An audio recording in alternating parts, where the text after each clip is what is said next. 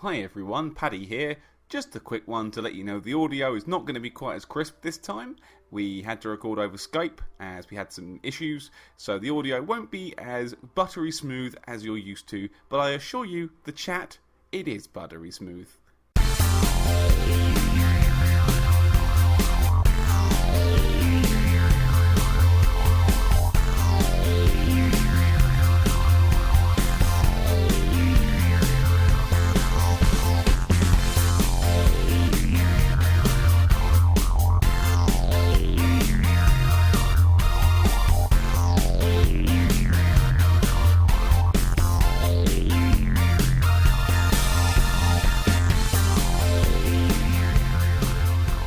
Hello and welcome back to Humanities, the final part of our E3 2017 Soiree McJamboree. And the Mc in this McSandwich is a vegan one, and it is James Carter. Hello. And those buns are well done. Can only be the ginger that is Patrick Stardust. Good day to one and all. And I am the gentleman oft referred to as Coffee. Shush. So, Nintendo decided to do a television show again this year. There was a montage. There was Big Reggie saying hello to us. He's clearly bought a green screen off Amazon or something. By the way, let's say no stage this year. Zero stage. That's no points for the stage, unfortunately. I can't review a stage if there isn't one. I think you just did. Yeah. Then we went straight into Xenoblade Chronicles 2, which is indeed coming out at Christmas, which everybody doubted because it was announced and then seemingly on its way to 2017. As the resident Xenoblade Chronicles X nut, wasn't as keen on Xenoblade Chronicles, although it is brilliant. What Xenoblade Chronicles X was very, very much my jam. This taken aback at the character designs at first, but they do look better in game after watching the Nintendo Treehouse as I did this very evening as I had my dinner, even eating after a long, hard day's work, but prepping for the show professionally. You're so professional. Oh, thank you, sir. Thank you. It's a lot lovely, but I try to wear my crown and polish it as best I can. This doesn't hit the spot for me as much as Xenoblade Chronicles X. I'm sure it's absolutely astonishing. It's bound to be brilliant because Monolith Soft don't do rubbish games. I did like the fact that it's why did that go down there? Yeah. I was Doom? sieging in because it's an English vocal dub again. Oh. The original Xenoblade Chronicles X had almost all English vocal dub, including Jenna Coleman, who went on to be in like Doctor Who quite famously. This one, I'd love to know who the lead guy is because it's been rattling around in my brain, sort of trying to figure out who that voice is because it's very Mancunian. Familiar. Yeah, and it's very pronounced Mancunian. And I'm sure when it is announced, I'll go, oh yeah. Noel Gallagher. There's a lot of love for the original dub, just simply because those that cycle of releases that Nintendo Europe were putting out, that America didn't seem arsed with at all. Was it Operation Rainfall? Centered around Xenoblade Chronicles. Can't think of the other two. I've got them, but I can't. Oh, The Last Story, and can't think of the other one. I can see it in my head. But So Nintendo Europe dubbed those all with English voice cast. Xenoblade Chronicles X didn't have. Well, it was dubbed by 8-4-Play, who did most recently Nier Automata, but they still had a couple of English voice actors from the originals, which was cool. So yeah, it's bound to be brilliant. It's great that a big sprawling RPG is joining Breath of the Wild on the Switch, ignoring Skyrim, obviously. But bound to be good. But Xenoblade Chronicles X was double spesh for me, and this doesn't push my buttons as much. Gentlemen, I open the floor up to you. Okay, my only comment on this, because I didn't know what it was till the end. I'm not very familiar with the series per se. So when he touched a boob, he got a big sword. Is that normal? From the Nintendo Treehouse, they showed that the blades, as they're called, are people that inhabit kind of the weapons. And when I was looking at the different ones that you can, because you can summon different blades, I was like, oh, okay, there's the lady with the hot pants on, and there's that one. I can see which one I'm going to have right now, because I always name my lead characters, or mostly name my lead characters Coffee, and there is a blade called Kareem. Oh dear. So, whee! So yeah, it joins Dark Souls 2, God of Caffrey, in that regard. But yeah, go on. I don't remember the boob stuff from the. Literally was the only thing I recognised. It looked like, it looked a bit like a JRPG, like an actiony JRPG in the sort of tales of whatever it is, Symphonia and Berseria, that just completely washed me over. I do not get on with those games at all. I got nothing on this, I'm afraid. I got absolutely nothing. It looked all right, but yeah, James. Pretty much what you said. Lots of excitement on Twitter for it, and yeah, more games for the Switch is good as far as I'm concerned, because as long as that machine keeps doing well, it means I get my ports and silly little indie games and stuff like that. But I can't imagine why I would pick this up, not having developed an attachment to the first or X up until this point. So. Yeah, not for me, but I did notice pretty graphics and British accents. So, well, I think the people that are getting excited about it are the people that played the previous games, and the battle system is outstanding. It's one of the best battle systems I've ever played in an RPG. Cool. It's really superb. But yeah, there was something in the last one with regards to the super science fiction sort of version rather than it being sort of part sci-fi, part fantasy. It's the original was kind of had a little bit of Star Wars sewn into its bones, whereas the second one was much more sprawling galactic sci-fi. But that second one, I just loved everything about it, and it had one of my favourite musicians doing a very divisive soundtrack rather. Which people seemingly either super clicked with or despised. But yeah, I don't think it'll be enough to make me get a Switch, although I have heard that a different company is porting Xenoblade Chronicles X to the Switch, and that could make me get a Switch, but we'll see. Interesting. Right, let's bounce. So, Nintendo's most famous area of Liverpool, Kirby, returns in a brand new game. Oh dear. What? Oh dear. So this one, right? So Kirby, right? So I understand the last few Kirby games have been, cutesy, run around, do a jump, do a suck in, and do a thing. They've been Kirby games. They've been Kirby games. What's different about this? I could not ascertain. Not being a massive fan, I might be the right person.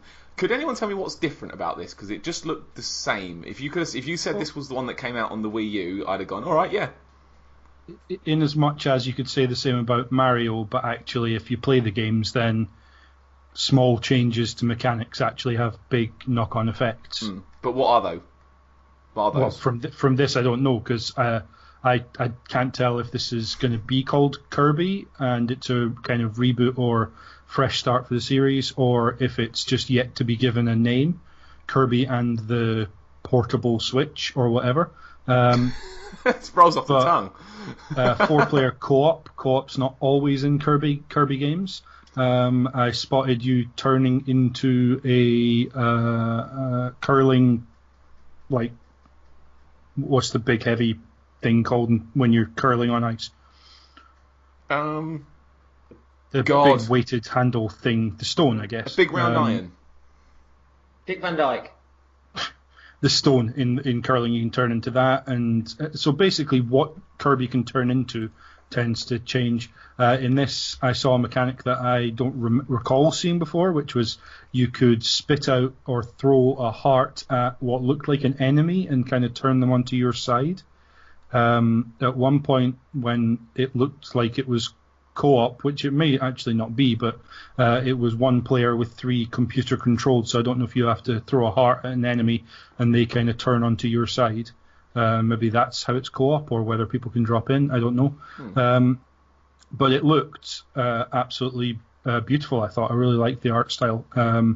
Very colourful, very tactile, but not going after the sort of aesthetic that Kirby's Epic Yarn had, where tactile is based around a theme. This just looked kind of generally plump, very sharp, very good. Can't wait to play a Kirby on Switch if it's up to snuff.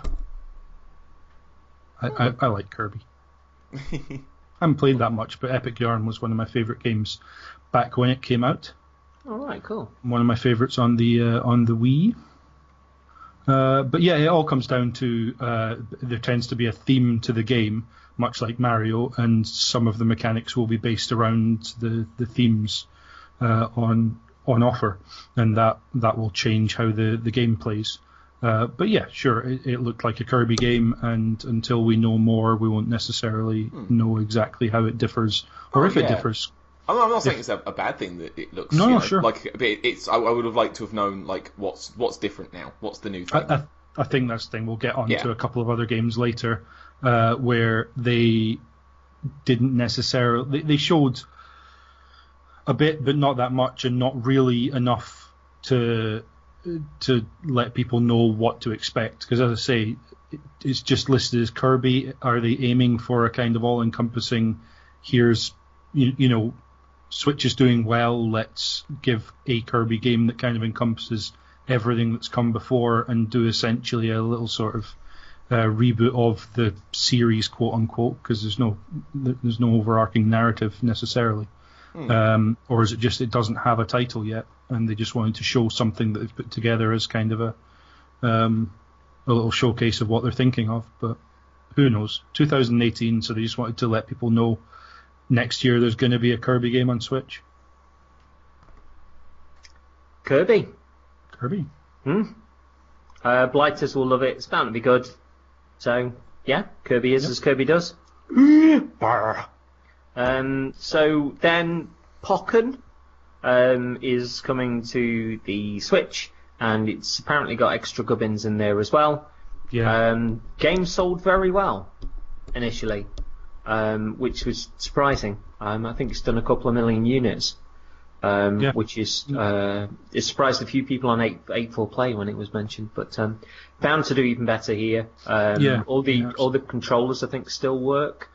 So there was a weird thing with the original Pokken Tournament on Wii U, because Hori made this very sort of stripped back controller for it, which had a D-pad and 4 face buttons and I think some shoulder buttons. But it was very kind of targeted for Pokken Tournament, but this sort of pad that could be used on virtual console games and that kind of thing.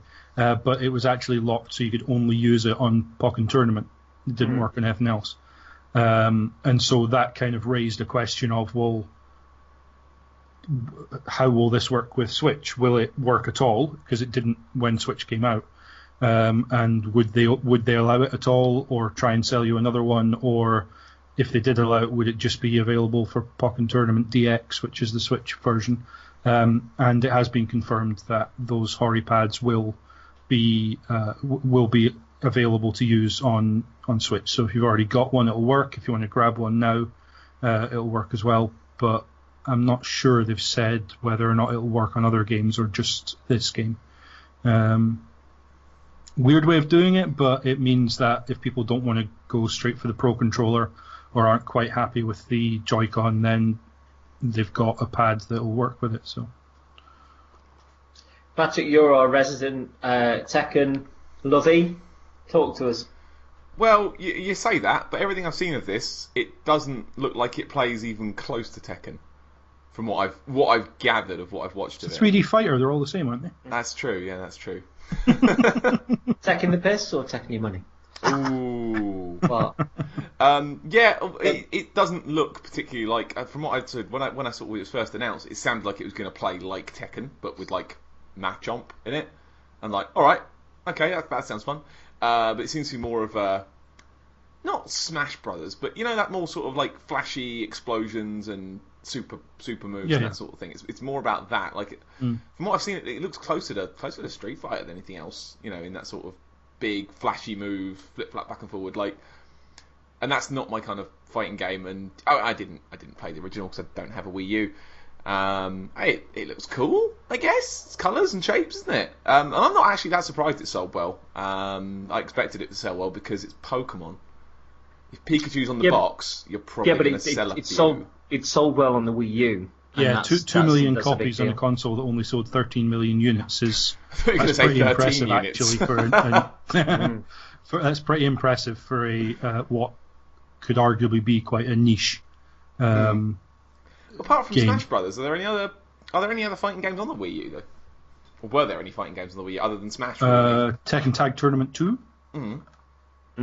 was Wii U. Off the top of my head, I mean, there was Virtual Console. There was 3 different versions of Street Fighter 2, for example. So there were some on there. But in terms of like disc-based, proper releases, not really.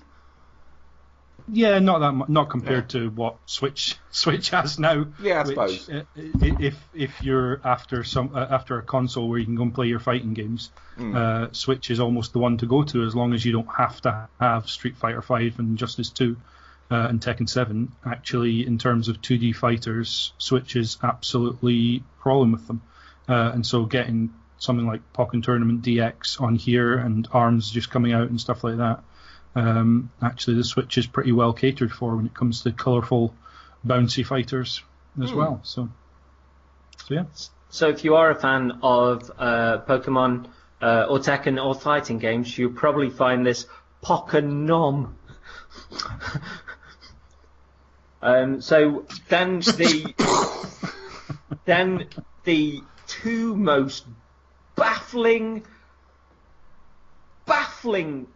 announcements, particularly within people's response to it. The first, and which once you notice this thing happening, it always does my nut in. The thing at E3 where they go, "Oh hello, I was just working at my desk." No, you weren't. No, you were not. No, you weren't.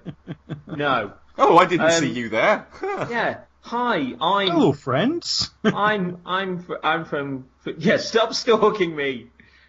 Don't look at my desk. I'm drawing a new Pokemon. The bloke from Game Freak said, "Oh, we're working on a new core Pokemon game for the Switch." We knew that. Everybody knew that. We thought it was out for Christmas.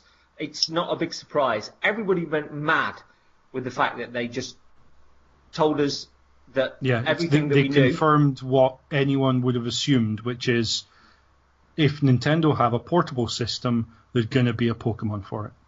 But everybody knew this was coming. So that was just bizarre. And they were like, it'd probably be out in a year. Cheers, mate. Thanks. So what people assumed was that the combined version of Sun and Moon was going to be coming to the Switch. The rumour was it was Pokemon Stars and it was the kind of deluxe version of Sun and Moon. And then they had the direct a week before E3 that said actually Ultra Sun and Ultra Moon were going to be alternate versions of those games and they were going to be on 3DS. So I presume they just dropped this in here to say, but there's one coming for Switch as well, because they hadn't explicitly stated it, which is the thing that I think people went nuts about. I agree. It was a no-brainer there was going to be a Pokemon coming, and until they actually had something to show, I'm kind of baffled they said it even, unless it's literally an investor's thing where they needed to say it. Yeah, but they then went one stage shiter by drawing the number 4 and told us that a game that people have been expecting for over a decade is actually in development. Cheers, mate. Thanks. Maybe you can draw me a stick picture of something that you've not done. They're making Skate 4? Yeah. Yeah! It's the one I wanted. What a load of just to go back, cobblers. before we get into Metroid Prime, like the Pokemon RPG thing.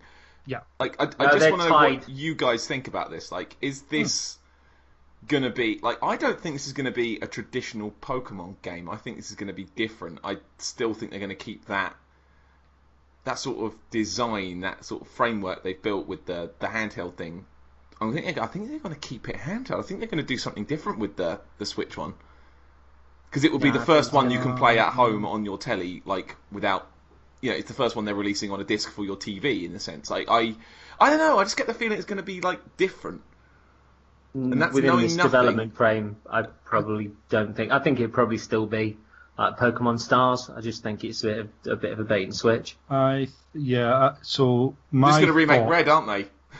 Red HD. My thought is, if it is going to be... Well, the portability of it has to work in tandem with the fact that the whole game has to be able to work sat on your sofa on the console. Mm-hmm. They haven't yet released anything that can only be played portably. I think they released one rhythm action game, but that wasn't Nintendo.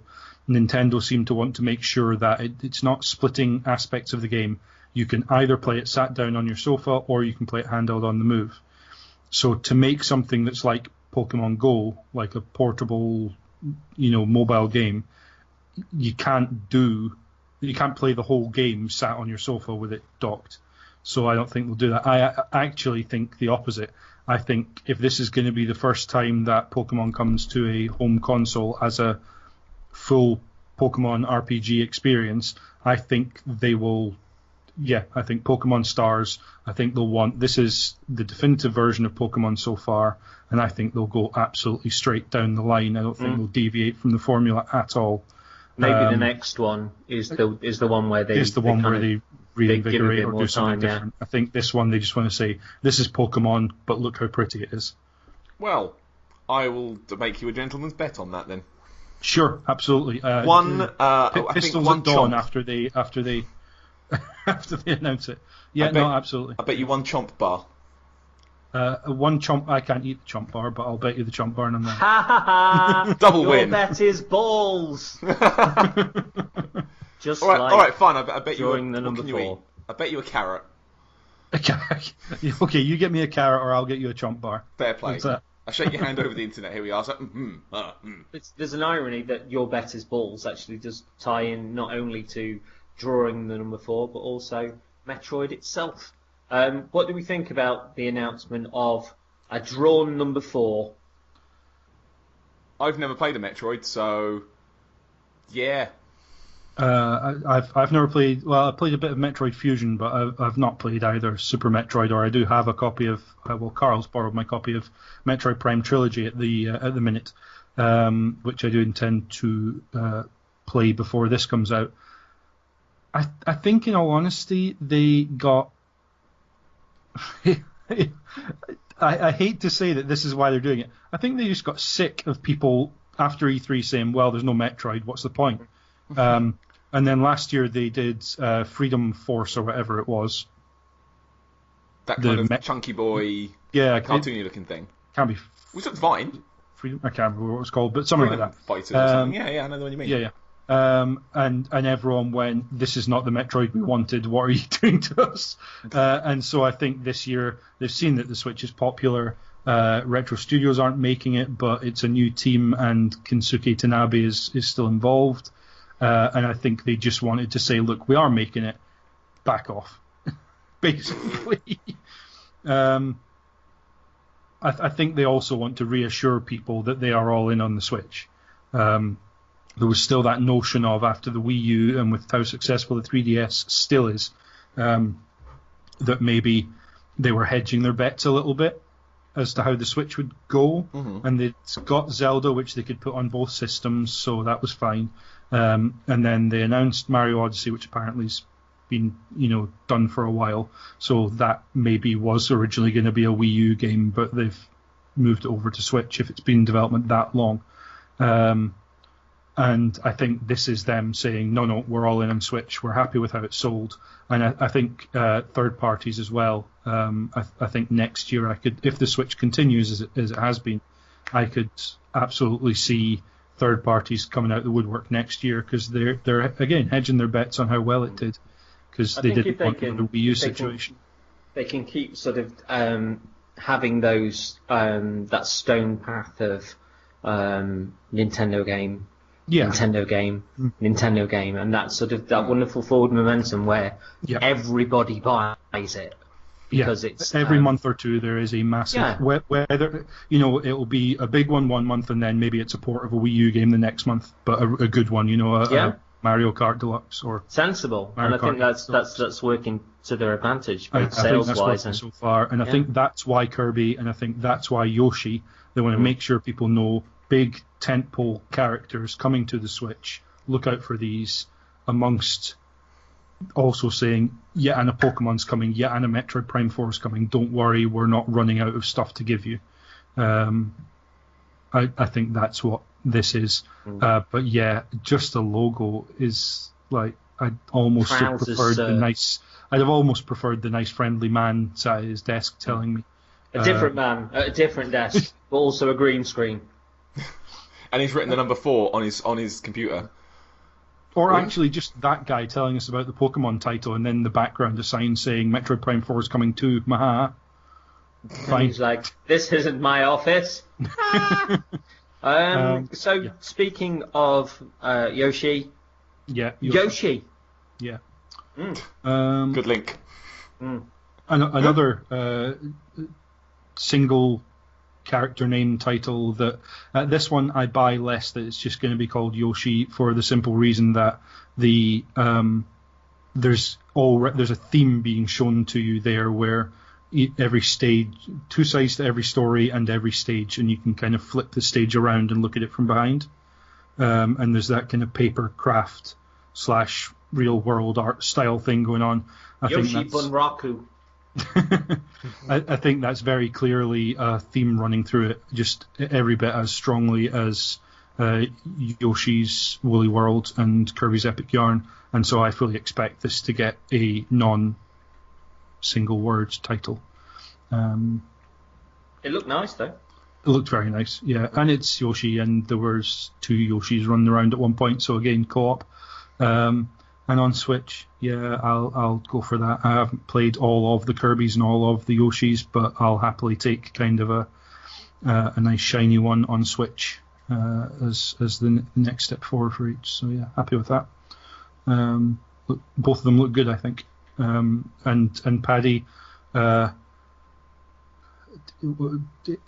guess it's not that different from every other Yoshi, but this one's got paper. Well, I understood that there was something different here. Like, this is what I think Kirby fucked up absolutely. on. Like, they showed what the theme is of the game.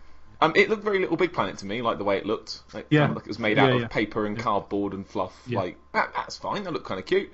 Co-op looked fun. In there and stuff like that as well. Yeah, it looked lovely. My problem with Yoshi is always that it sounds terrible. I cannot stand that noise. The noise. Yeah, the little dinosaur. I want to poke my ear. I want to stab a knife through my eardrums. It's so annoying, and at least you want to hurt yourself and not Yoshi. That's something. Well, it'll be quiet once I've done it, so I'll win. You can just mute the game. No, because then someone might turn it back on. That knife was closer than the remote. This is a firm, solid solution that lasts. It looks fine. It looks fine. Runny, jumpy, platformy. Well, hey, no problems with this whatsoever. Yoshi gonna Yosh. Yeah, nothing terribly different, but he's gonna eat you and poop you.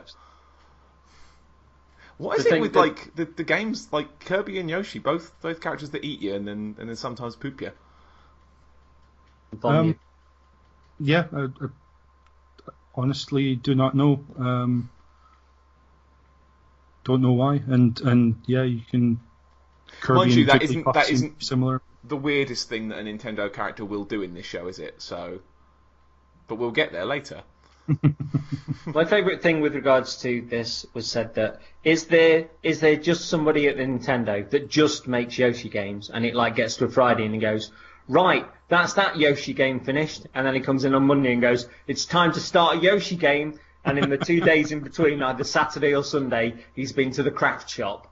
Right, this one's going to be made out of Play-Doh. Imagine when he gets hold of some Lego. That would be kind of cool, actually. Yoshi, They should do that tie-in. Yoshi blocks or something. Call it that. Yeah. And he builds everything out of not Lego, but construction squares. A brick-based toy, like Mega Blocks, for example. Oh, Yoshi, can you suck imagine? my brick. Oh, Mega What Blocks, a load the of Lords of blocks. the Fallen of Lego. Almost, but not quite. So we then had Fire Emblem Warriors, which seems to be Dynasty Warriors this time with Fire Emblem characters. I had to It's look this up. Hyrule Warriors, but Fire Emblem Warriors. Yeah. I had to look this up because I didn't understand what the game was after the trailer. There was no gameplay whatsoever, was there? No, there wasn't. There was something else on the Treehouse, I think, on the E3recap.com website. There was another Fire Emblem Warriors video later on in their collection, but I didn't watch it. I assume there was some kind of gameplay demo, but I suppose at a certain point, if you know what you're getting from a Dynasty Warriors game, you want to see the Fire Emblem bit of it. But I would think anyone who already loves Fire Emblem would want to see how it looks as a Warriors game. So, yeah, bit weird to go full CG cutscene, but very nice CG cutscene. It was fine. I think the voice acting was utterly abysmal. Oh, the voice act was so bad, like lifeless, dead acting. And the voices just didn't fit. I don't know if they... do they talk usually? I don't know if Fire Emblem's a voiced game or not. Yeah, it is. Fire Emblem. Okay. Do they normally sound like that? I know that the most highly thought of recent ones have been Eightfall Play. I don't know if this one is. I don't think it is. Well, the translation's fine, but like the actual spoken No, words. that the actors are no. I doing- mean, yeah, but Eightfall Play handle the vocal stuff as localization. well. It's Yeah. not just okay. the written stuff. yeah, So just sounds. Probably dead. not, because I presume this Dynasty Warriors is Namco Bandai, right, or Bandai Namco? No, it's, Did I make that up, or is it No, it's someone Koei else? it's Tecmo, Koei isn't it? Tecmo. Sorry, yes, Koei Yeah. Tecmo. Sorry, I'm getting my double-barreled Japanese devs mixed up. You're right, it's Square Koei Tecmo, and I presume they're making this game. I'm pretty sure it was them made Hyrule Warriors, because obviously it's their gameplay, so they have license to use the Fire Emblem characters, but they're the ones making it, so there's no particular reason why they should use the same localization team and the same voice actors and I think the vocals. voice actors do carry though between games, because there were a lot of people on this trailer as well that seemed familiar. All right, maybe. 'Cause there's a certain cast of people that just seem to turn up in everything. Well, these days. in that case, if Paddy's right and his suspicions are right that maybe there has been, or our collective suspicions that there has been a fall off in quality, maybe this isn't final, or maybe it just goes to show the power of good direction. I don't know. It'll be interesting to see how the voice actor strike affects this as well. No, it's true. 'Cause- Although because that might that not. be.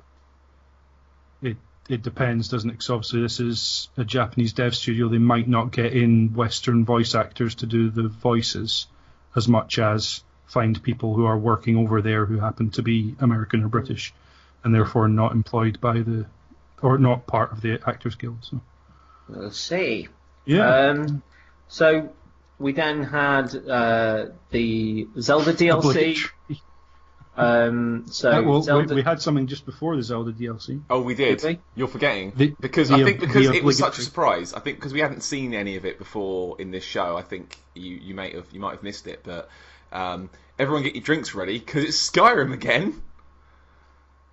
Oh, was it? Yeah, It very quickly showed that there's going to be some Link armor set available Yeah. in Skyrim. It was very quick, and it was almost just well, everyone else has got a Skyrim, we better have two. And it's just that one amiibo, isn't it? Yeah, just the the one works, isn't amiibo it? that unlocks stuff. I think the other ones will give you like items maybe, but I know that it's just No, the one I that think it's unlocks just outfits and swords. It is just the one that works with Skyrim. Oh, okay. Yeah, Seems it is strange. It's just the armor. A lot of other games have, they have a select few or maybe just one that unlocks something specific, but others will just allow you to get something, even if it's a few coins or whatever. But yeah, maybe for this, because it's not them making the game, they very specifically just coded one amiibo in to kind of work with it. But yeah, so Skyrim again, man. Like, still no release date for that, so expect to be seeing more from that as we progress. They're not even tentatively saying 2018 or anything at this point, so I think that one could roll. I find that really strange though, because that was one of the first titles they announced when they were bringing the Switch out, wasn't it? That was one of the first ones. By the way, we've got Skyrim, look. There was a lot of suspicion that at that point it was just we've signed the deal, no one started working on this thing yet. True, yeah, I suppose. And it's not just porting, they need to make sure that everything works the way it ought to work. I know you've got essentially the same controller you would have if you were playing a console version, but those console versions are now very different from what they were when they launched. And so they'll need to just make sure they're getting it working, and they might need alternate control schemes for if people are using different controllers and stuff. So the fact that they're not announcing a year even, or even a release window or anything, says to me that they don't want to promise and then not be able to deliver. So then, Zelda DLC, we see the Master Trials DLC 1, and then the Champion's Ballad is announced at Christmas with some sort of shark man playing an instrument of choice. Yeah. I have got absolutely nothing on this, so I'm going to step back for a moment. So yeah, the first DLC introduces the higher difficulty level, which I think is what they referred to as the Hero's Path mode, and some new armor stuff sets things. It's called the Master Trials, and I think there might be some extra like combat stuff being added into that. I can't quite remember. They did announce it when the game came out, and that's coming in the summer. And then the Champion's Ballad is extra like side story stuff, and I think extra dungeon, although there aren't really dungeons in it, so I don't. But yeah, that's coming kind of. Did they say December for definite, or was it kind of November, December? It was late this year. I think it's December for the or Christmas for the Champion's Ballad. I presume the Master Trials is before that. But yeah, Master Trials is the summer. I think they initially said August and then late 2017, but didn't put a date on it. So they've obviously said December now, which I think smart. Get out of the way of other games being released, but those who already have Breath of the Wild leading into Christmas, you want something to play, perfect time to stick a bit of extra DLC on, I think, personally, especially if it gets out just before Christmas, so that it's not getting in the way of games you get at Christmas or whatever. So I think that makes sense. And they announced the 4 champions of Hyrule would be getting their own amiibos, and these, it's been hit and miss with the designs of some amiibo for me. I think these looked absolutely beautiful. Is that me, M-double-I? See, it's a Nintendo joke. Very good. Thanks. Yeah, I've got a handful of amiibo, and I love it when you talk dirty. And I thought these looked really good. The only difficulty is it's 4, and they're likely to be very difficult to get hold of. That's not another joke. And I missed that one somehow. I was listening too seriously, Carter. And kind of choosing one out of the 4 would be tough, because they're a really nice set and 4 great characters from the game. So, looking forward to the DLC. Anything to add, Patrick? Did you like the designs? I like the designs. They were pretty. I'd have sex with one of them, yeah. Patrick. Well, okay, let's talk about. I mean, that's what the internet's all about now, isn't it? Like, a game gets announced and they pick the one with the best butt and then just draw all the fan art of it. Like, that's the entire internet now, right? You saw what happened when ARMS was announced. The one with the hair. Just. I don't go on the same The one with the website YouTube hair, or. No, it wasn't even YouTube hair. No, it was drinking tea calmly. I think she did drink tea, but it was all about that. Maybe I followed some wrong people, but like you just see a lot of butt chat. I think blame lies with the with the tweeter, as it were. It's up to you to manage your own timeline, I'm afraid. I've started getting good at that. You choose your version of the internet, and clearly you chose poorly, I'm afraid. I've chosen the wrong. I need to start again. You need to come over onto my internet. It's fine over here. So the Nintendo Invitational was the next thing, which I just can't remember anything about whatsoever. Esports! Oh. Yeah, they did a bunch of events on what they called Magic Week at E3. A different one every day. What's funny about that? I don't know. It hits me on several levels, but I can't translate them. So they had a Splatoon 2 event. That game comes out in a month exactly at time of recording. That was an invitational of people what had been good at Splatoon previously, because obviously they want to go after that being, now it's in its second iteration, kind of straight up esport. They've always marketed a little bit of it towards we've got our sponsored team coming in and they're going to get all serious and super hardcore Splatooning. I think it's just a bit of a fun paintball game, but for obviously some people or Nintendo, they want to take it a bit more seriously. You need to get serious about paint. You need to get serious about my squid that's a boy, that's a squid that's a girl. Are you a squid or a kid? Decide. So much pressure. So yeah, they had the Inkling Invitational and also a Pokken Invitational, because again, they're kind of relaunching this as a competitive fighting game on Switch now. So yeah, that was an invitational for pro Pokken players and their relevant Pokemon. Rat-a-doo! So the next one's the one that confused me though, the ARMS tournament. Yep. Right? So ARMS, a game that's just come out. It came out last Friday, yeah. Right. So at time of E3, it hadn't come out. At time of E3 wasn't out. So they've announced a tournament with 4 professionals. How can there be pro ARMS players right now?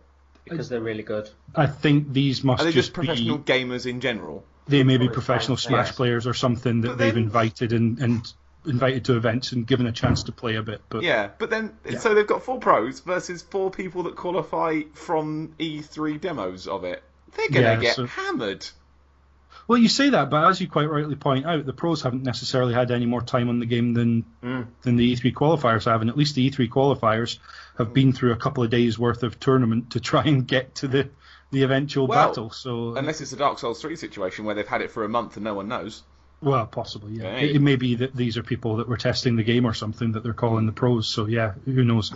Maybe it was just a case of being incredibly one-sided. That game has gone down incredibly well. Has sold. It has, yeah. Is it something like twice as many copies as Tekken? Just on Switch alone. Congratulations Nintendo for launching a new IP that people seem to be smitten with. It's really and difficult and to tell, isn't out. it? As you say, CJ, whether it's just at the moment, any big release on Switch, everyone's buying that's got a Switch.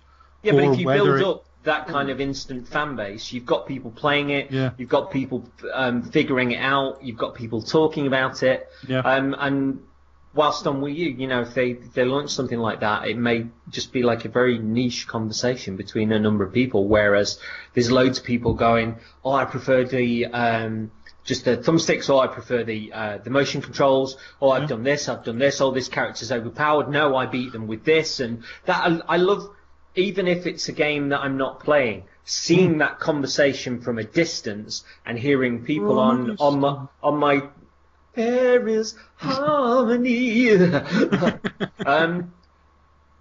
sort of seeing people whose opinion I enjoy on my timeline having those discussions. I love that to pieces, and it's great that it's sold as well as it has. It's a little hard to know whether Nintendo have done a really good job of showing what this game is and marketing it to get people to buy it, or whether it is just at the moment anything that comes out for Switch is getting eaten up.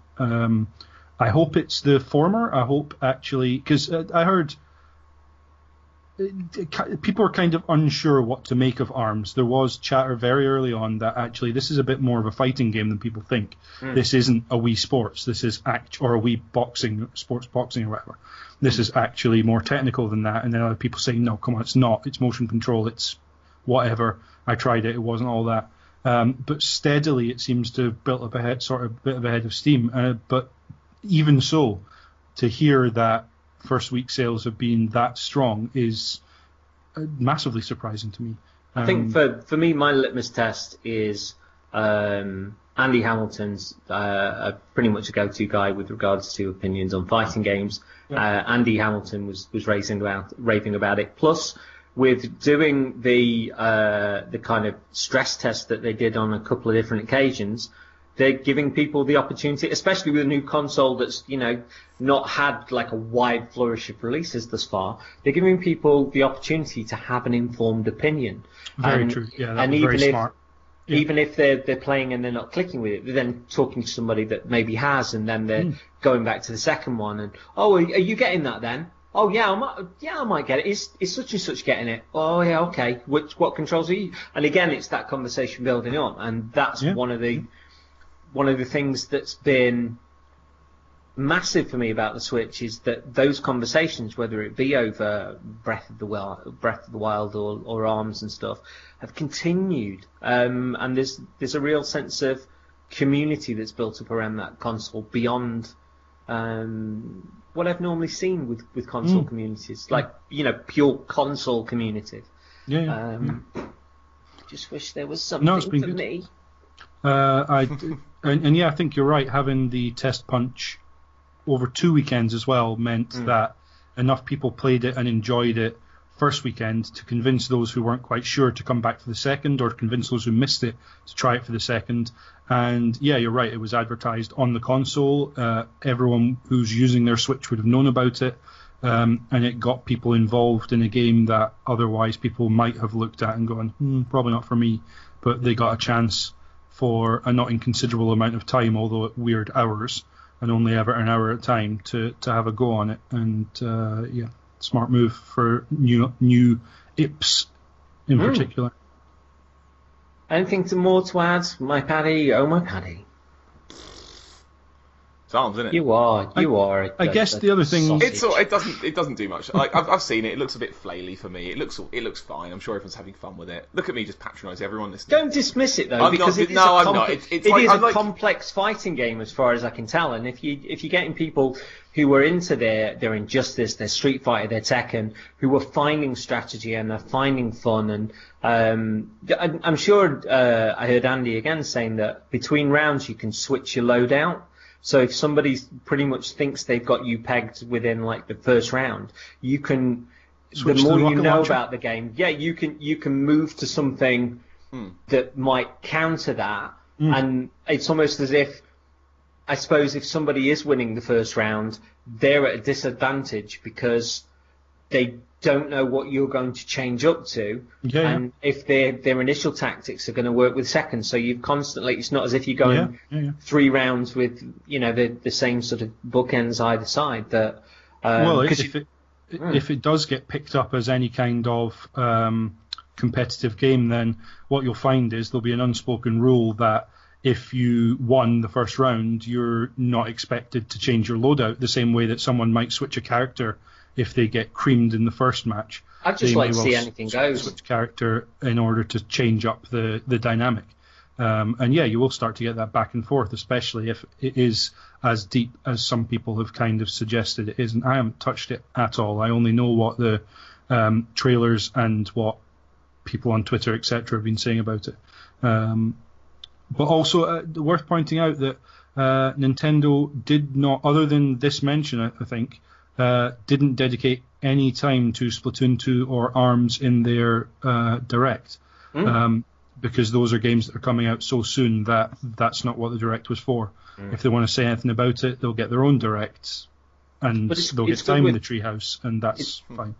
It's good with Splatoon being the success that it was, that it seems like Nintendo are willing to probably listen to new pitches that are a little bit beyond there, because somebody said a while ago that a few years ago Splatoon might just have been Mario Paintball Splash or something. But they've put a lot of work into creating a style and aesthetic, a set of characters, and something that is brand new. And as you say, not Mario Paint. I found out today for the first time something that I'd either forgotten or didn't know, which is Splatoon had a single player campaign, and Splatoon 2 will as well. Yeah, and that it makes looks good as well. That makes me immediately more interested because Glenn Watts off of Kane and Rince forums and video games like Fable, What You Might Have Played, said that actually not only does it have a campaign, but they do a really good job with boss fights of making them that kind of that kind of pinnacle of Nintendo design, where the boss fight is designed to test you on everything you should have learned. So they're teaching you about movement mechanics, teaching you about the way to play the game, and then they're checking you've actually learned it by making you demonstrate that in the boss fight. I saw some of the stuff from the second one, and it looked a little bit Sunset Overdrive in places. Yes, yeah. Well, obviously they share a certain common lineage back to that kind of Dreamcast style of game with the Jet Set Radio. Jet Set Radio, thank you. Yeah. That kind of aesthetic with the music, especially Splatoon grabbed onto that kind of punky pop music absolutely with both hands. So we then bounce into Mario and Rabbids Kingdom Battle, which we've spoken about before. Rocket League gets cross-network play, apart from PS4, obviously, because why would you do that, Jin? Rocket League, are you a fan of that Rocket League? I wanted to be a fan of Rocket League, but I played it, and then I didn't like it. And it was free on PS4. What didn't you like about it? It's going to sound exactly like that one. Is it because you're a crotchety old man these days and your heart aside? I am so grumpy. Maybe it's the heat, but I've died inside a bit this week. I don't know. I tried Rocket League at my friend Sean's house, and we played it for a bit, and it's fine, it's all right, but is it because it's cars? I like car. You know that I like car. So if it's not that it's cars, presumably it's that it's football. Sport. No, it's not even that. I don't know. I just found I can see why it's important. I see why people love it. I can definitely see it because it's those videos of last second saves and stuff by just the cars flinging themselves doing it. Great, but from my time in the couple of hours that I spent with it, I achieved roughly 0 cool things. I was I want to do a cool thing, and this car's I'm driving towards the ball, and it's bouncing over me, or someone else is getting it, and this is a couple of months in, so not the meta, but people have gotten reasonably good at it by then. Yeah, so sure. You're a bit slower than they are to get to the ball, and a bit bit rustier. I just found it. It was fine. It was all right. It was a good laugh, but not the sort of thing I'd get into seriously for me, because it's part of the whole. It's very similar to you, James. It's the multiplayer thing. I don't really enjoy most multiplayer stuff. I tend to like to just sit down and play something by myself. Instead of Rocket League, I'd here we go back in the past. I'll get on my PSP and put on Grip Shift, which is a car driving game where you're basically driving on big floating tracks and you've kind of got to get through the track without falling off. And that's kind of the same sort of looking cars. They're sort of small and bouncy, and you can do jumps with them and stuff, and you've got to kind of do cool tricks and things. But it's more of a sort of single player affair. Not that Rocket League, again, not that it's not fun, but it's just not my speed. And it should have been, because it looked really fun, but it passed me by, and by the time I got into it, it was too far gone. But it's neat that it's coming out on Switch because it's gonna be a good fit. I can't imagine playing multiplayer out in public on that tiny screen. I think that would be torture. To qualify this, we tried playing some multiplayer Mario Kart just on the machine with the split screen, and it was neck breaking. And Rocket League I found quite squinty anyway. I had to sort of squint at what was going on to start with, and it's a telly game. It's got to be a big screen game. It has to be. And that's again, maybe I've just got a shit neck.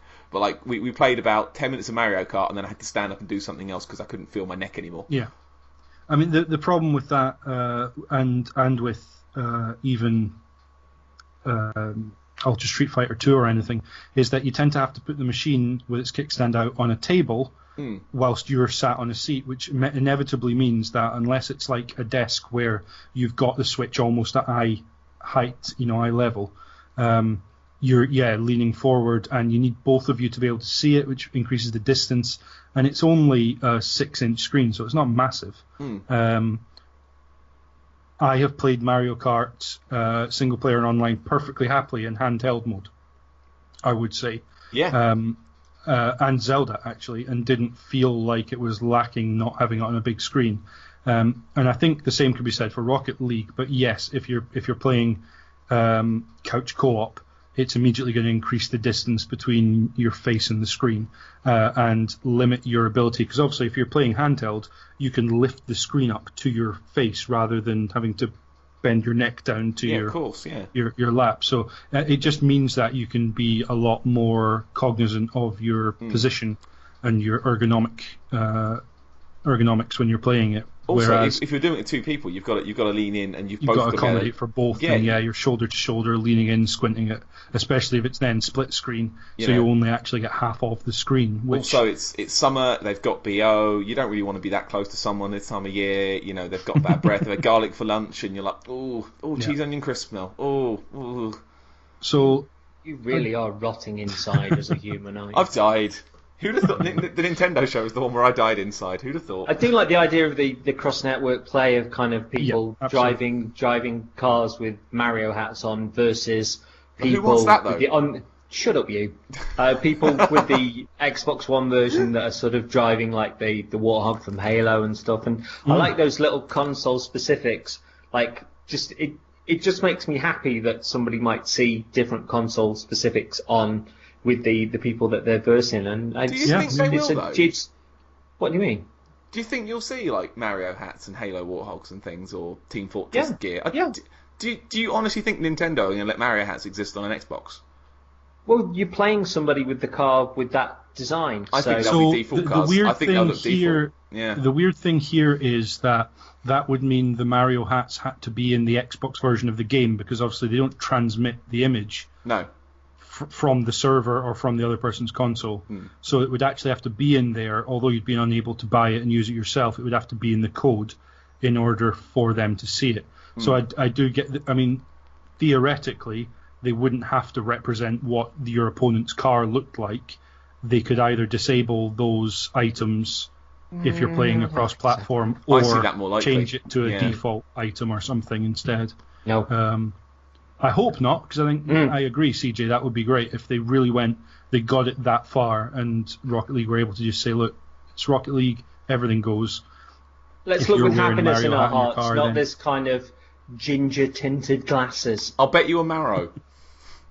But no, I think Rocket League in handheld could be great. My only concern would be that obviously the Switch doesn't have any mobile network access, so you'd have if you're playing it portably out in the world, it's obviously going to have to be through a Wi-Fi network, which fine, really? Great. Means you can take there's no cellular access from the Switch. I guess you could pair it with your phone if you had a Wi-Fi hotspot on your phone. I don't know how well that would play online. I guess latency might be an issue, but you'd want to be out at a coffee shop or wherever that you had, or a friend's house where you had Wi-Fi access. Does it pair? Do the switches talk to each other like just when they're next to each other? Yeah, you can do that. Yeah. Oh, because that's how I'd see them doing. The sure. That would be the other option. Yeah. You could do kind of local multiplayer between two switches. So we've then got Mario Odyssey, which is coming out on October 27th. What are your impressions of Mario Odyssey? I think it looks brilliant. Obviously I've got a lot of fondness for Mario back from the Super Nintendo days, but I missed the transition to 3D.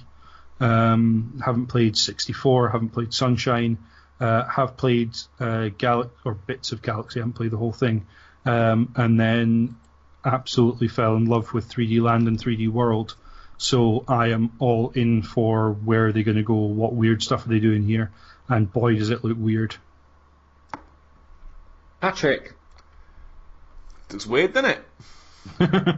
good weird or bad weird in your strange allotment heart? Both. Go on, Both? expand on this. Well, Talk to us. There all are right. people listening. All right. Okay. Fine. Yeah. Like it looks cool. Like, you know, it looks great. It looks like it's probably going to be fun. It looks like if you like Mario, you're going to have a lot of fun with it.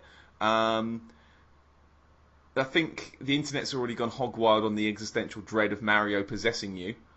That's just a bit terrifying. And the fact that Mario exists in a world with regular human people as well, a bit scary. I don't know. Just something about it felt off. And that's just me being probably just me being a poo boy again. But and to qualify, like, I'm not buying a Switch. This is not for me. Like, I'm not buying these. I don't have any attachment to Mario whatsoever. The closest I get is Mario Party. Not Mario Party. Double Dash remains the most I've ever interacted with the plumber. I don't know. The cap thing is fine, I guess. It looks fun in a way. You can possess a dinosaur. Cool. But I watched a bit of the Treehouse stuff later on. Was it just after the show or was it a bit later? They did quite a sizable chunk of like gameplay. And they were in the city zone and they kind of climbed all that to the top of the building and that was fine. They were jumping around. And they look down and the city just sort of ends. It's like a square block and it just sort of stops and there's just a void of nothingness around it. And it didn't look finished to my eye. I mean, I know there's a choice of like, this is the world we're in at the minute and this is the floating world that we're dealing with. But like, they went all the way up, they looked down, and it just didn't look like it was finished. It looked like it just stopped, or the graphics had gone a bit weird and chosen not to render. It really, really put me off. Like, ooh, that looks awful. Like, what if you jump outside of the level? What happens? Often you fall into a strange underlevel, as far as I can tell. I saw that as well. Some sort of hidden gubbins. Yeah. Nice easy mode. Oh, you can't fall off and die. No, that's bollocks. That's not a serious comment. Don't hold me on that one. It looks fine, but in the same way that all the Mario games look sort of fine to my eyes. And maybe it's because I do now hate fun. Maybe Sony's show was so bad, it is broken. It's destroyed the one part of you which appealed to your own positivity. Your fun glands just withered and died after Sony. Yeah, Laura's not such anyway. Saying that, Laura's been shut up. Laura's been playing The Witcher 3 recently. She's playing it behind me right now, and the only comment I've had for her in the last 2 hours, I keep telling her to change the haircut she's chosen because it doesn't look right. I can't even enjoy the gameplay. She's got a haircut, yeah, it's like the short, floppy one, and it's not right. Fuck you! Thanks. Yes. Jesus, voice of a generation, Laura. Thank you. All of us. I think I'm just dead inside. Yeah. Oh my God, that was like the listenership channeling itself through your wife. Yeah. Thanks, internet wife, I guess. Stop making faces. I like the dressing up stuff. That looked like it had more fun. Like, that, to me, was a more interesting mechanic than you can just be anything. Because I don't know what that means in a combat perspective. Like, can you just take over everything and run them off cliffs? I don't know. I can't put my finger on it. Maybe I am dead inside.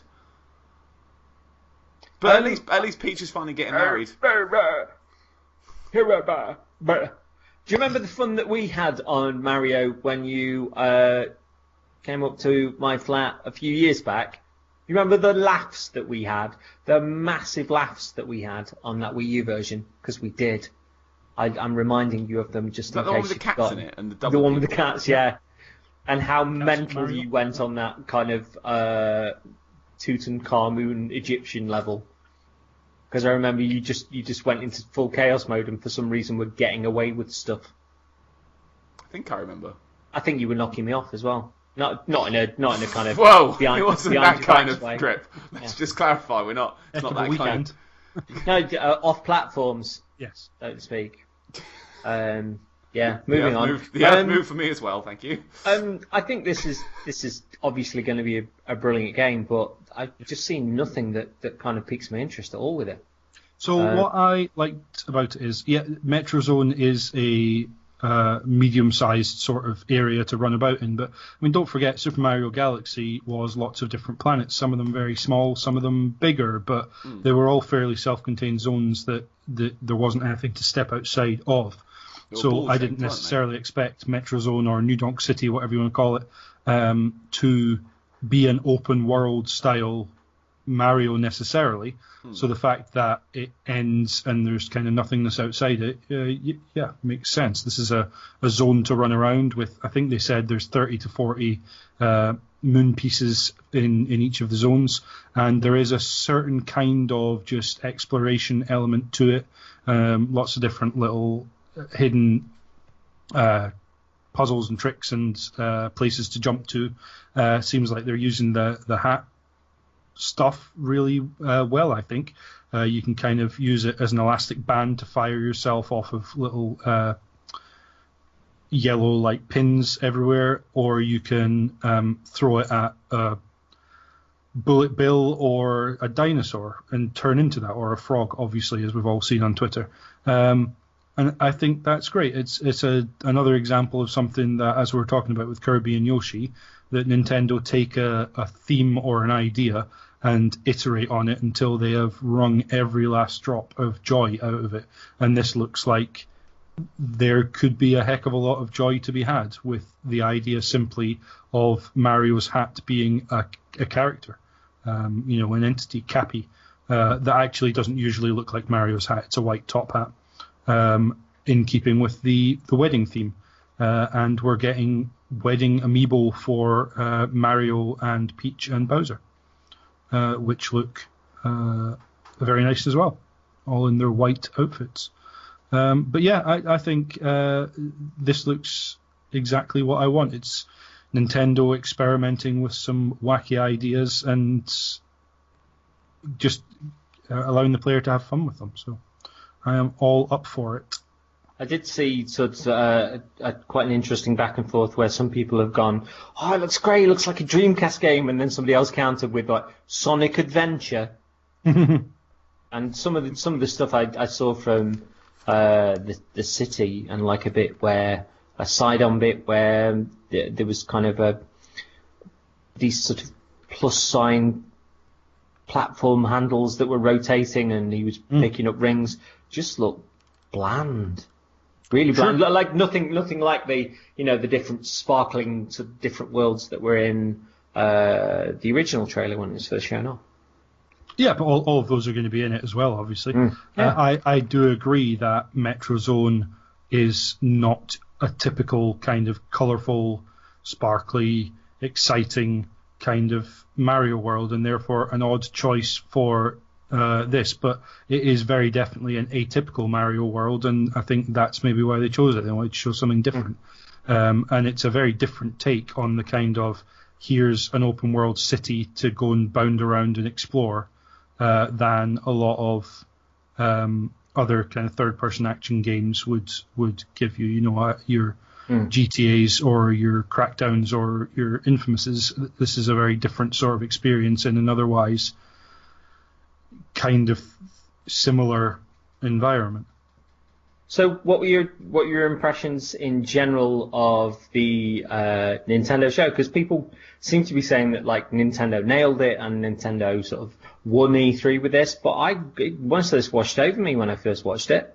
I'd agree. I know. I completely agree with you there. Like, I saw a lot of people saying that Nintendo win by miles, and I didn't see that. Like, and as someone who's not really the target audience for this, there wasn't. It has to be something pretty amazing for me to go, "Ooh, that was really good."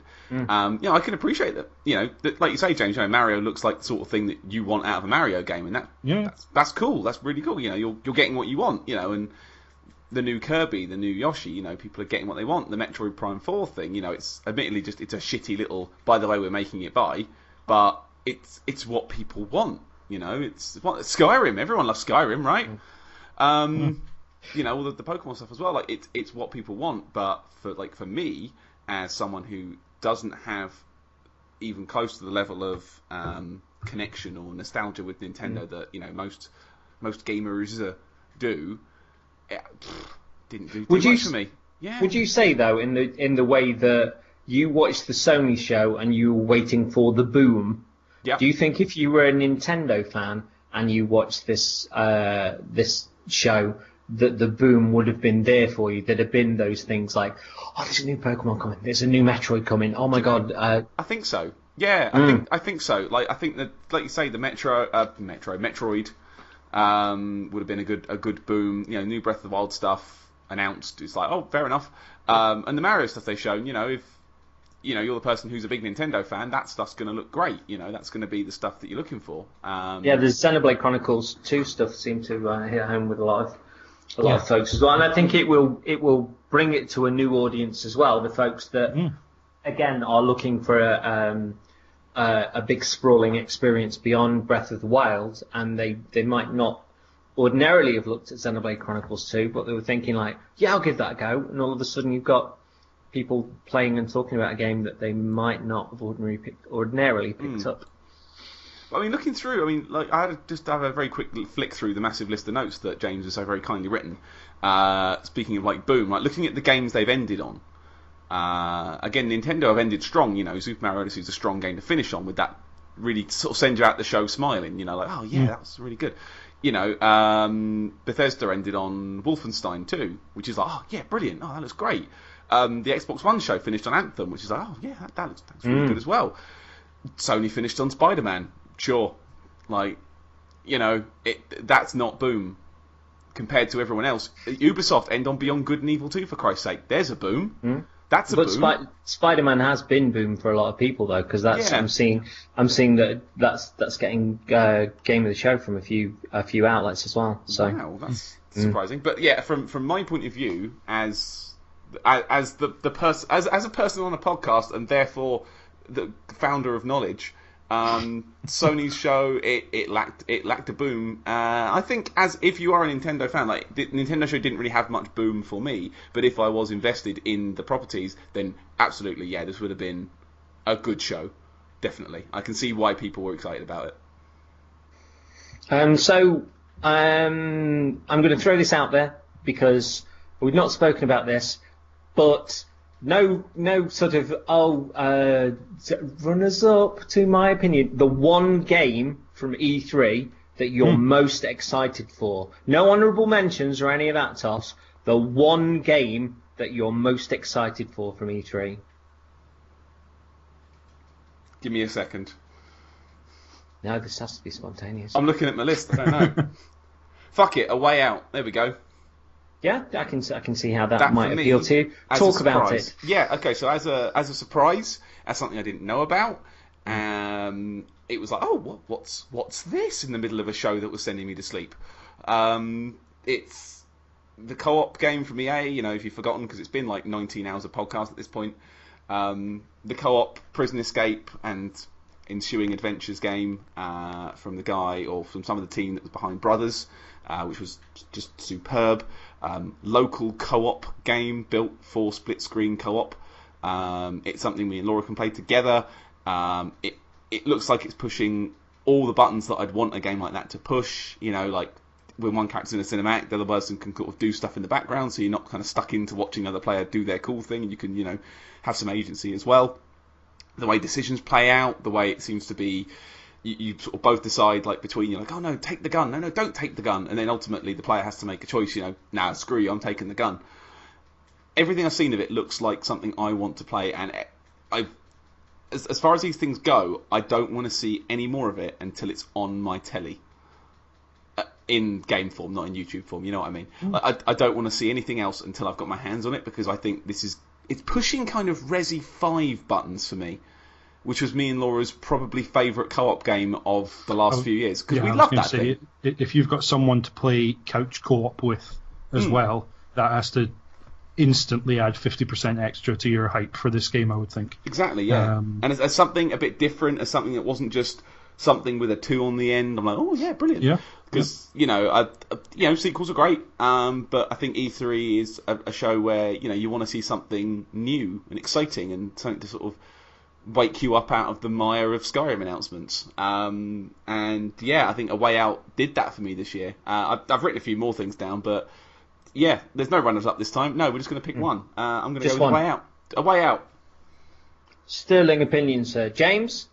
So yeah, I think what I'm looking for when I look back, I quickly opened up my spreadsheet of games that I'm now interested in and which ones I added after E3. I'm kind of going to go for one that I didn't know about beforehand, just on the basis that, as Paddy says, the boom factor comes from the surprise almost as much as, wow, that looks great and I'm actually seeing a lot of it. But that doesn't mean that Metroid Prime 4 gets that or Beyond Good and Evil 2 gets that, because we didn't actually see anything. We saw a heck of a lot more of Beyond Good and Evil 2 than we did Metroid Prime 4, but those were big announcements that didn't really have much to back them up. And just quickly, I think that's where maybe Nintendo, the Nintendo 1 E3 kind of stuff that people were saying, is because if you're looking for the three main platform holders to show you games that justify your purchase of their hardware, which is very much, when it comes down to who won E3, that's what people are talking about generally. They're not talking about all the conferences compared. They're talking about which platform holder demonstrated their machine's the one to have. And Xbox One X, I think a lot of people still came away thinking, well, look, but do I really need an Xbox One X? And I don't know that Microsoft justified it. Sony played it very safe. I don't think they justified more than they already had the PS4 being something people need to have. And I think the reason people point to Nintendo is because people who have a Switch and were looking for reasons to be excited about the Switch. And I think Nintendo did give them that. And I think the game for me that epitomizes the tone of this show, this E3 for me most of all, is Mario plus Rabbids Kingdom Battle. It's a game I didn't know about, aside from a leaked, title essentially and a little bit of artwork. Was incredibly pleasantly surprised by what it was, and came away from thinking, I've seen absolutely enough to get me interested. It's coming soon. It's 2 months away. And I can't damn wait to get that in my Switch and in my face. And what more to say about a game? Why would I get more excited about any game that I saw at E3 than one that's coming that soon and looks as good as anything else I saw? When there's some stuff that was announced that, hell if I know when it's coming out or if it ever makes it out at all. So Mario plus Rabbids, you go crying Ubisoft man. My favourite game at E3 was Monster Hunter World, because it takes something that I love to pieces back on the Wii U. It brings it back to the big telly. All the decisions they seem to have made are just smart and brilliant and surprising, and I genuinely have a tickle in my tummy waiting for this to come out at the start of next year. Just giddy excited. So no. Yeah. And speaking of you, dear faithful listeners, if you have gotten through all of this and enjoyed it, thank you. It's been a long E3. I've enjoyed the natters very much. A couple of them have ran on close to 4 hours, but I'm not adverse to listening to long. I'm pretty sure myself. We're in hour 14 of this at this point. I think I counted earlier. I think we're on hour 14, which is our longest one yet. So well done, everyone. Our longest one? What do you mean? Our longest E3 roundup before. I think before they've totaled about 9 hours. This is definitely in the 14s.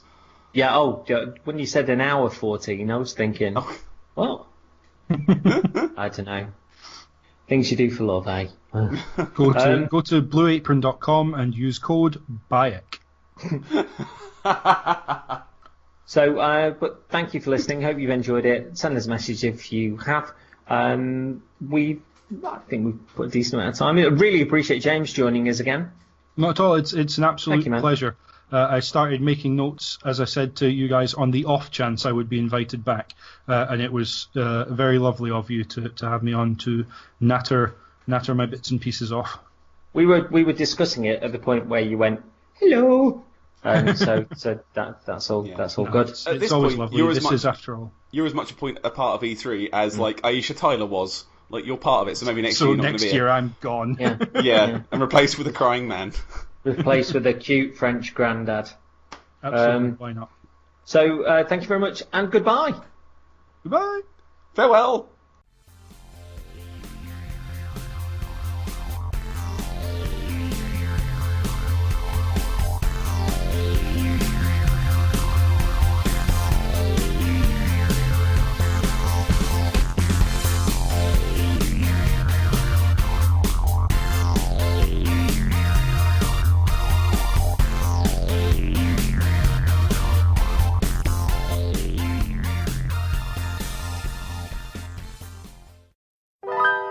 Before we go, I will give you two little snippets that I heard that were really fantastic about the hands-on with the with various games at E3. There was apparently in Sea of Thieves, a couple of the chests are cursed that you can pick up. So whilst you can take them back and you can get cash them in for jewels and things like that, there's one that you pick up and you not only start walking like you're drunk, but all you can hear is the sounds of a pub. Which is brilliant. And there was also a bit, apparently in this opening level of Wolfenstein, where one of the guys sets up this massive trap for the Nazis, and they're basically running through, and they're going through this energy net and just exploding. Like one after the next, and this scientist sort of calls back BJ and is like, don't go near there, we need to talk anyway. And they sit in front of this glass, and you're just seeing Nazi after Nazi still coming through as this very serious and very deep and very heartfelt conversation is going on, and the Nazis in the background are running through and exploding and plopping over the window, and then one of them basically walks in, stops, sees all the mess on the floor, starts walking in like Elmer Fudd, like on tiptoes, just like creeping forward, and then explodes. And like I say, this is in contrast to this very, very deep, heartfelt and emotional conversation that's going on the other side of the glass. Brilliant, well played, super well played. Would it be fair to say that if we were coming up with a collective game of the show, if you like, it would probably be Wolfenstein? I think that was the one that we were all three most equally excited and effusive about, probably, isn't it? It's on my top 5, yeah, definitely. So, and also, Pad and I have started playing that now. Started? Yeah, absolutely, yeah. Sorry, who started? Finished, yeah. Oh my god, have you finished it? Yeah, you see his tweet earlier today. I'm on run 2 already. Sorry, I was working really hard. and even on my breaks, there was sweat on my brow that was stinging my eyes. Also tears. I was sat on the toilet reading that Paddy had already finished. Yeah, I kind of got there last night. It was like midnight. I'm like, I'm doing this tonight. I'm getting this done. I'm on the last chapter. That final boss, though. Fuck me. Yeah. Would you agree with what Andy Hamilton said about the final third of the game takes such an amazing twist? No, it's brilliant. Did you enjoy the game then? Because obviously, really, I'm back on run 2 now. I'm the king of presents. So it's nice to know that something that I thought you might like that you've really riffed off. Well, the thing is that I'm looking at Old Blood now. I'm thinking, no, I want to kind of wring a bit more life out of New Order because I've got a second play. Fair. How far into have you got so far? Not to kind of spoil the podcast we do on this later, but how far in have you got so far? Me, I haven't been able to play for a little while now, so I'm still at the point where I'm approaching trying to break into the hospital. Okay. Who did you pick at the start? Sorry, who did I pick? You know when you pick one, Mr. Blazkowicz, by looking at them. Okay, I went for beauty, not age. To die? No. Or to live? Okay, interesting. We've gone the other way then. Cool. So we've got a lot to talk about when we get around to that. You bet your bumhole we do. Mm-hmm. So you enjoyed the finale? You enjoyed the game? Fucking brilliant, mate. Fucking brilliant. Because I'm doing run 2 with a guide so I can get all the collectibles. Really? I want to do it. Yeah, I want to get them all. I want all the upgrades and stuff. I'm well into it. I'm doing all the perk stuff as well, where you unlock kind of new abilities for your guns and things, and extended ammo Okay. mags by doing kind of fun, weird stuff. Like the one I was trying to do earlier was reflecting, like throwing grenades back. Like you've got to get 5 kills by throwing back grenades. And I found this spot. It was right on a checkpoint. So I was like, oh, bro, I can just sit here and just wait until they chuck them and then chuck them back. And Nazis cannot throw grenades for shit. Literally 80% of the grenades they threw were bouncing off the ceiling and landing kind of 20 yards away from me. I hear the Old Blood starts off very badly, but then gets utterly superb. The first section's supposed to be like the bit of the sticking point with a few people. I haven't actually played the Old Blood. I played the New Order. I think it wasn't quite when it came out. It was a few months after, but enjoyed that absolutely thoroughly. It's just a really well-made campaign. They keep switching it up on you so that just when you think you've kind of got a handle on what's going on and how you're playing the game, they just throw something slightly different at you. In the way that many good shooters do, but they just keep you on your toes and keep it fun and keep it different, and equally well take you to some places that I honestly never expected the game would go in terms of story and that kind of thing. So Paddy, given how much you've seemingly really loved the New Order, does the new Colossus become day one for you? Probably, yeah. Oh, that's really cool. I'm really happy. Oh, that's awesome. I want to see what happens with the boys. I want to see, because a lot of the characters are genuinely returning love as well. Blaskovic. Huh? A lot of the characters are returning as well. Like, there's a lot of people that are like, oh, they're back and they're back and they're back and ooh. And it seems like, again, they talked about this in the show, but like the decision you make at the start of the game, the timeline you've picked, will have effects. Yeah. So again, they're almost making 2 games, really. It's Resident Evil 2. It's Leon A and Claire A. Classy bastards. Yeah. Yeah, they said they made, because they knew they were planning out a trilogy when they made the first one, they put that choice at the beginning knowing that they would follow through on it in the second game, and by the sounds of it, far better than Mass Effect ever managed. There was one Well, thing here's the that I thing. heard, Have you noticed which is the naming convention? New old. Like, there'll be a new pack. It'll be Wolfenstein 2, the old war. The old something. teeny tiny. Yeah. One of the things I'm kind of curious about from something I've heard of the playthroughs is, there was a bit in the trailer with there was a big lass that was about to swing an axe at somebody. They were saying that's is it Frau Engel? Yes. Yeah. It's her daughter, and Frau Engel hates the fact that she's overweight and constantly fat shames her, and is ready to disown her, but basically that she can arrive back in her heart if she cuts this guy's head off or something.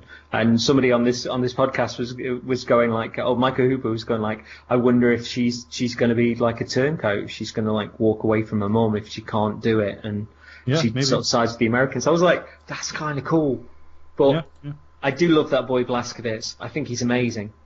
I think you're going to love the villains. You're going to love Frau Engel. I think as far as a Nazi can go, you're going to really enjoy it. You know what? I am so tempted by that special edition with Terra Billy, more than any special edition has tempted me for a long time. That's just the best thing to come up with. It's a bit especially after that advert. Yeah, and especially with the packaging and that advert, and it's just fantastic. I think we've created our own outtakes at the end of this now. We have, haven't we? Right. I'll just put in the piano playing, and then here we go. I'm going to go back to Lego City Undercover now, and I have been giggling at a joke that was on there from a few days back, and I've kept on giggling at it, whereby Frank Honey says about mistaking a beehive for a pinata, and he was like, I realised the problem when the candy hurt my mouth. Or the candy made my mouth numb or something. It's proper making me giggle. It's great. What a game. Right, I'm going to go. Thank you again. Right. Thank you very much, guys. Yes, this has been another wonderful, very, very long series of chats, but a very, very fun series of chats. Yeah, it's been good. I've enjoyed it. Yeah. Cheerio, bye.